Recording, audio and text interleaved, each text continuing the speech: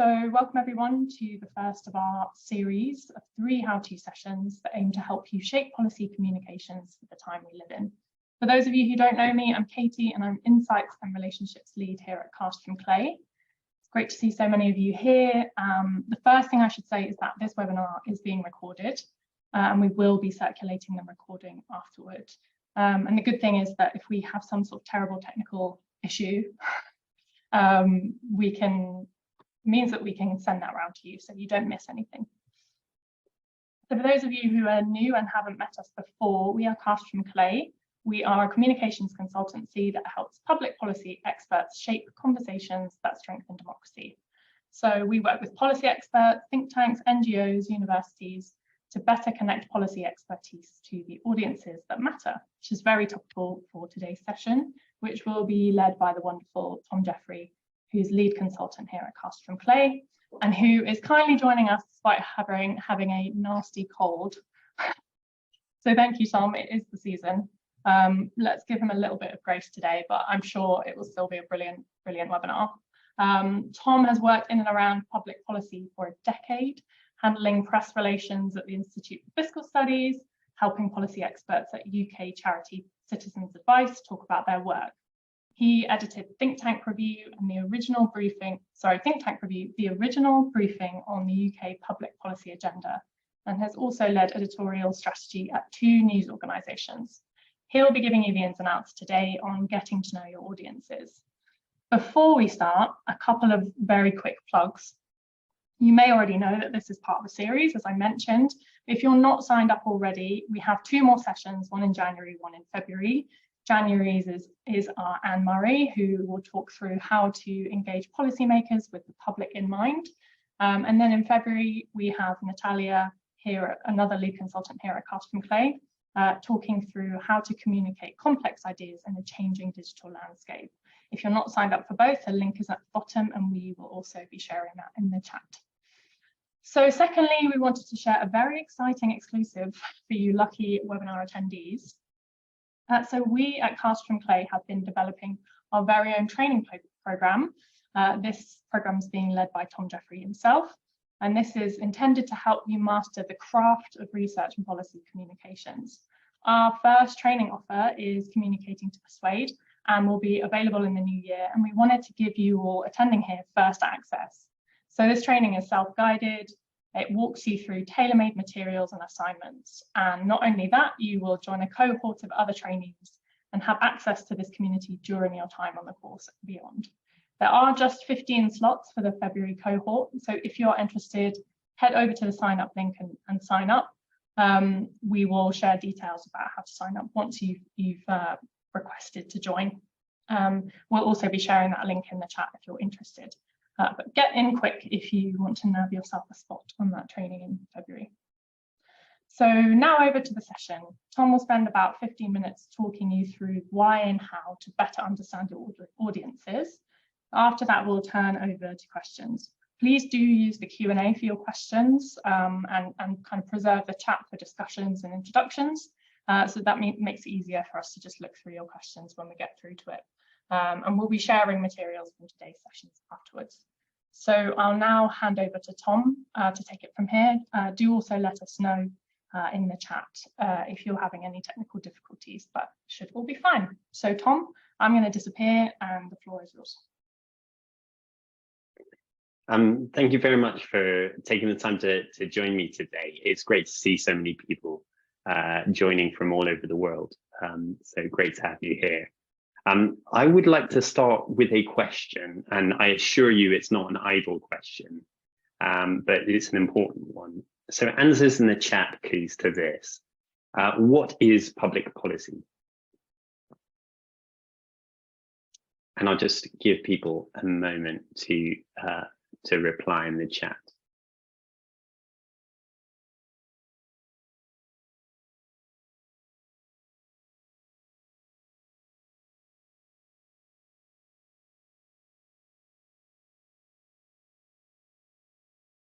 No silly answers to this one. A set of rules benefiting the public. Thank you, Ekin.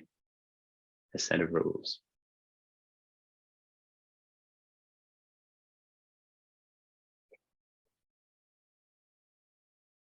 That's a great one. Thank you, Ed. A framework by which civic activity is guided. Okay, Zainab also emphasizing the rules side of things, so governing society. Really great answers. The point of raising this question is there are a lot of answers to what public policy is. So here's another 4, all spelled out by UK government ministers and civil servants. So public policy can be anything from the goals and strategies of political leaders, specific acts that we might recognize, so laws, statutes, a logic of action, right? So our policy on the environment, or a way of a structure of practice, the way we do things in a particular setting. Now, it's really significant that there are lots of different answers to that question, because when we're trying to formulate public policy, or indeed trying to implement it, we're trying to make a change in the world, and we're not always really sure quite how that happens. So one key argument I want to make to you today is that public policy is a persuasive activity. We need to persuade people because we want to make a change in the world, and we're going to do that through formulating and then implementing public policy. So let's start with the first part of that, which is this question of persuading people. So before we get on to audiences, how do we persuade?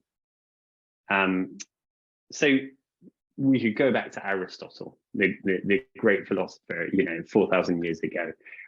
His view is that there were 3 ways to persuade audiences. One way was by presenting really sound logical arguments. That's what he called logos. Another way is by making an emotional connection to audience, by moving their emotions.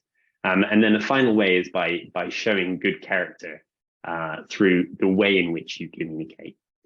So there's a British lawyer and also rhetorician, a teacher of rhetoric called Bennett Brandreth, and he calls these 3 models of persuasion a kind of mental model that you can draw upon when you're communicating.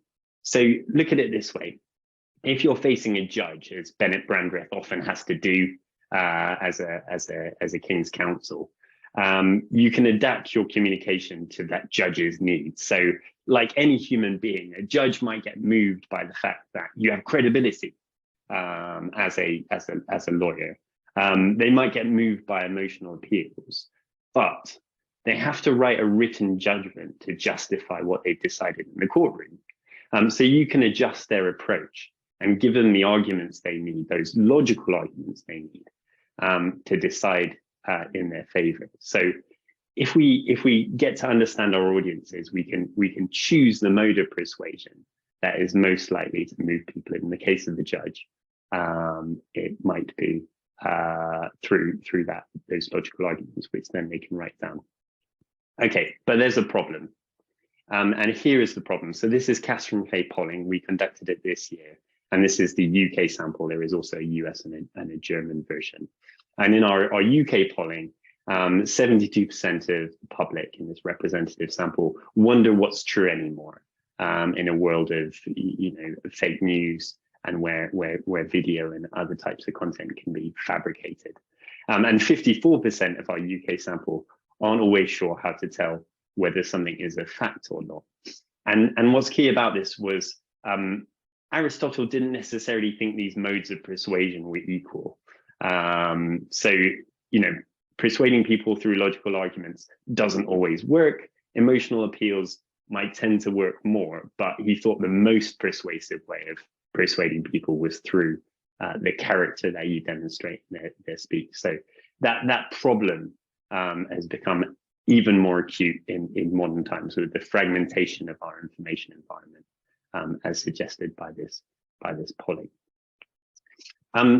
So just to illustrate that, who I'm showing you here is the weatherman James Spann, and he really exemplifies the risks of choosing the wrong mode of persuasion. So as a weatherman, James Spann has just got better and better at doing his job. So he can predict with ever more precision whether it's likely that this is not from a movie, this is a real person, James Spann, who actually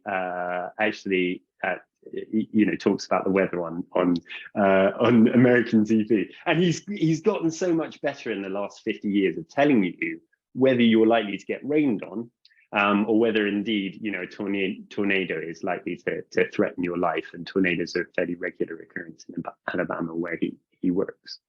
But there's a problem, right? So James Spann makes judgments about the weather based on probability. And so, he can tell you, there is a 20% chance of a tornado, which means, 20 and 100 times there will be a tornado, and 80 and 100 times there won't be. So when there isn't a tornado, it seems like he's made the wrong prediction. So James Spann's life is a constant stream of grievances from people who feel that he's misinformed them. So if you choose the wrong way and you keep communicating with people, using the wrong mode of persuasion, in James Spann's case, by presenting these kind of logical arguments using probability, when other people are on an emotional level, like I am concerned about whether there's going to be a tornado or not, then your credibility is at risk of being undermined.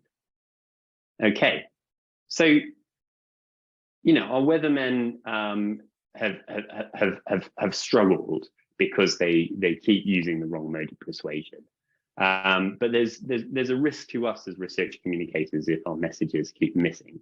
And I thought this is just really wonderfully summed up by Beck Sanderson, who's the director of research at the Frameworks Institute.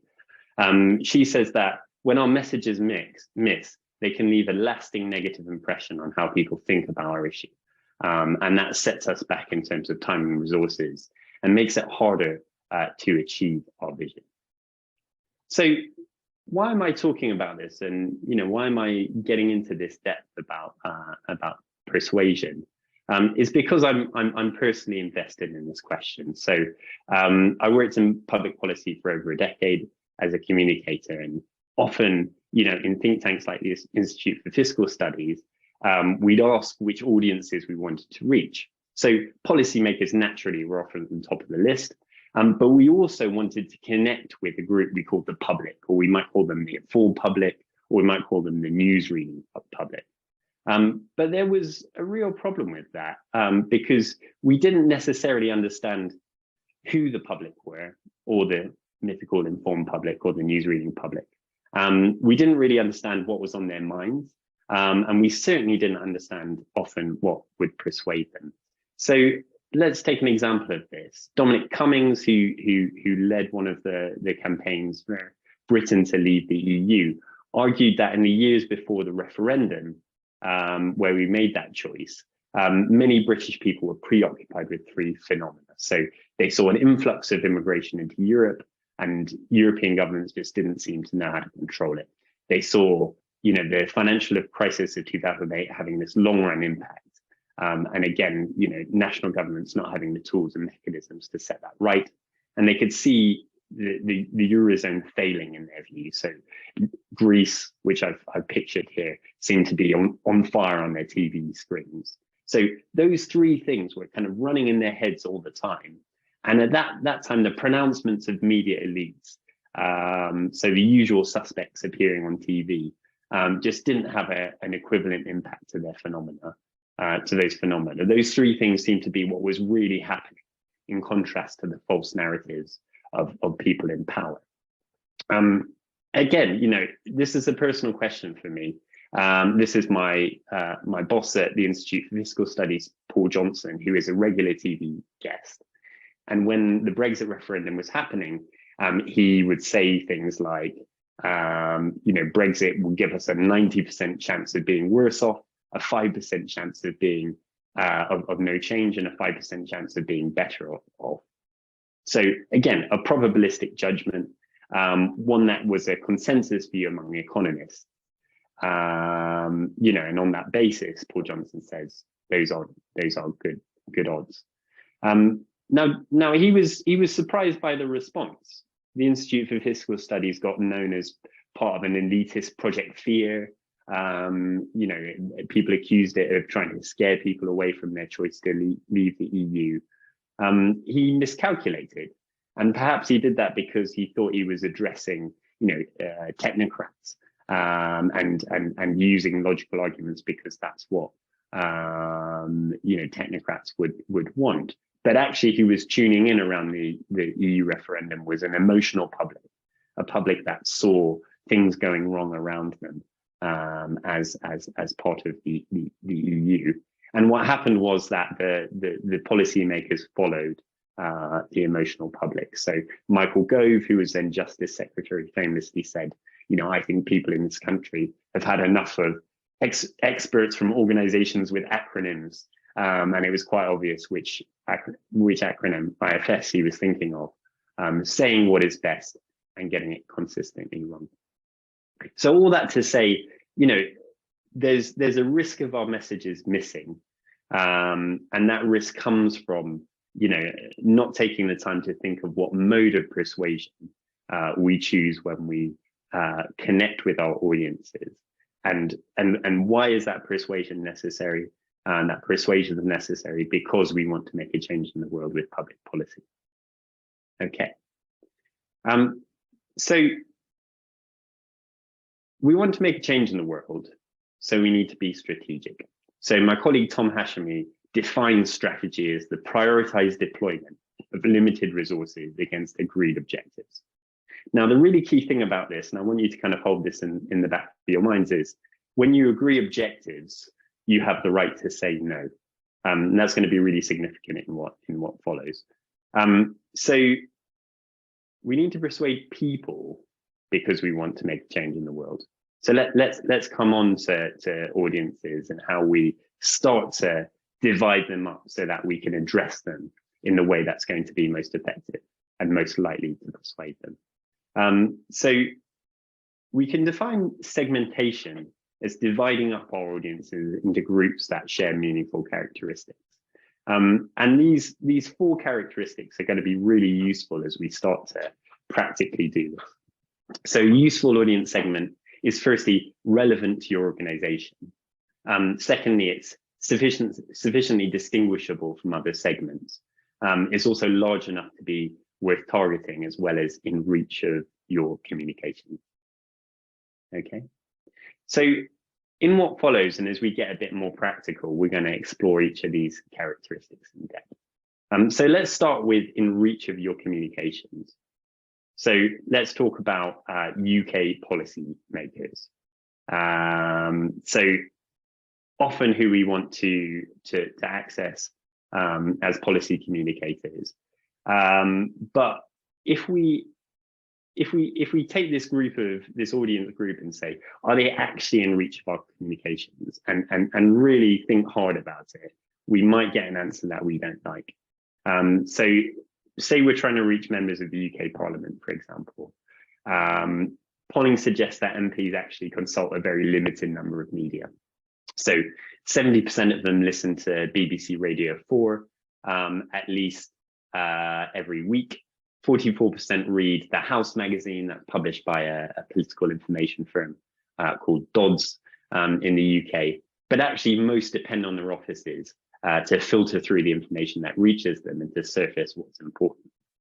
Now, the important question for policy organizations is okay, do we have connections with, you know, those channels to policymakers? Do we have a way to get in on Radio 4? You know, are we likely to be able to get something into the House magazine? You know, do we have connections with the staffers in MPs' offices to get something in front of an MP and therefore to change their minds? And often the question will be, no, we don't. In which case, you know, we need to start thinking about what our strategy will be to get in a position where that is a segment that is in reach of our communication. So, you know, that first characteristic of a useful audience segmentation already helps us to ask some useful but sometimes challenging questions about what we're able to do. So let's take the second and third characteristic of useful segments, that they're large enough to be worth targeting, and also that they're significantly distinguishable from other segments. So here are some segments that were developed by the Cultural Development Agency, Arts Council England. So they're used by 1,000 arts organizations. We're talking about, kind of cinemas, theaters, etc. So what's the data behind this? There's a national survey called Taking Part, measures how people engage with the arts. There's household profiles from the agency Experian, and some audience data gathered, loads of audience data gathered by arts organizations themselves. Now, what's interesting about these segments is they each represent around the same amount of the UK population, so about 9% each. But their participation in the arts is almost double for experience seekers than it is for the other segment, Kaleidoscope Creativity. And so we can see, just as we start to get into segmentation, that we can already ask some very interesting questions. For example, how do arts organizations that are trying to reach Kaleidoscope Creativity, who have limited incomes, how do we persuade them that spending on the arts is worthwhile? So both of these segments, are inner city groups. They live near arts venues. So what's stopping Kaleidoscope Creativity from visiting? How might the way we communicate about the arts exclude Kaleidoscope Creativity? Okay, so remember that our fourth characteristic for useful segment was that they're relevant to our organization, and that's going to be really, really helpful as we start to think about segmentation as part of communication strategy. So the key to strategy, as my colleague Tom says, is setting objectives. And once we've done that, then we can really start to do segmentation in a way that's useful. So imagine we're, in this classic example, trying to persuade people in the developing world to adopt family planning. So we've set an objective for our communications, and that strategic work helps us to formulate questions. So who do we need to persuade? And that answer gives us two quick no's. So around family planning in the developing world, it's not often men who are actually making those decisions when it comes to it, it's women. It's certainly not women outside of reproductive age. So two audience groups that we can write off immediately. And then as we work down this tree, so we're pulling apart different parts of a potential audience and saying, no, it's not strategic to reach these people. They're not relevant to our communications. We know we get to the right place when the question changes. So we stop going, who makes family decisions? They're not relevant. Who makes family planning decisions? They're not relevant. Once we get to two segments where we can ask a different question, what are family planning decisions based on? Then we found something that we might call an active ingredient.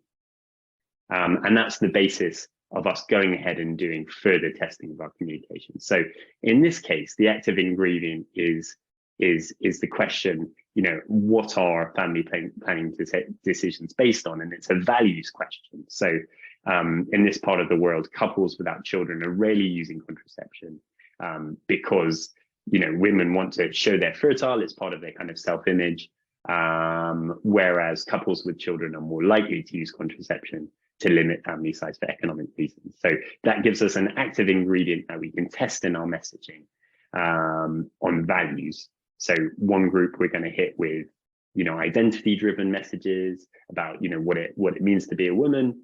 One group we're going to hit with, economy-driven messages about being able to sustain your family and not stretch your resources. And then we can use that as we go ahead and test messaging. Okay, so those four characteristics of useful segments, allow us to work down, really making sure that the audiences that we reach are in line with our strategy, and as we say quick no's to audience groups that are outside of our strategy, eventually we get to the place where we have an active ingredient. we have a question that we can then test our messages around. And what are some ways in which we can test our messages? Here are a few. So focus groups, for instance, semi-structured interviews, online surveys. And I'm just going to flash this up to show the different techniques you can use. But the key thing here is that, you know, none of this will yield much useful results until you've done that strategic work. And that strategic work will help you sharpen a question that you want to then take to the testing of your communications, and makes all of this, you know, often, you know, quite hard work, you know, sometimes quite time consuming work, but definitely worthwhile work. It will make it all pay off for your organization. One final word on segmentation and on getting to know your audiences.